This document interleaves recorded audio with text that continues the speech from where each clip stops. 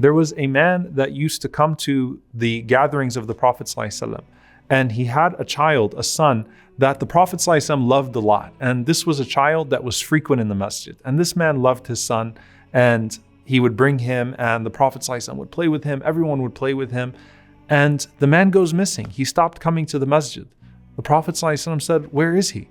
And he asked again out of concern. He said, "Ya Rasulullah, his son." He said, "What happened to his son?" He said, "His son passed away." The Prophet ﷺ immediately, he says, "Let's go visit him." He goes to the man and he sees the man in intense sadness, and he says, "What happened?" And he says, "My son died."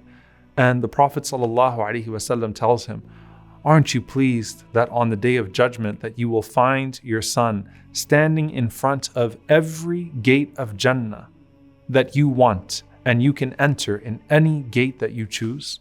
SubhanAllah. So the man was shocked. He said, "Of course, Ya Rasulullah. Of course, O Messenger of Allah." And he says to the Prophet ﷺ, "Is this just something for me? Is this for everyone?" The Prophet ﷺ says, "This is for everyone. This is for the entire ummah, this gift." But subhanAllah, think about the Prophet ﷺ looking for that man. He looked for hunger. He looked for sadness. He looked for rejection. He looked for those who would not ask, so that he could be a source of relief for them, because that is the epitome of the Ihsan, the excellence of the Prophet ﷺ.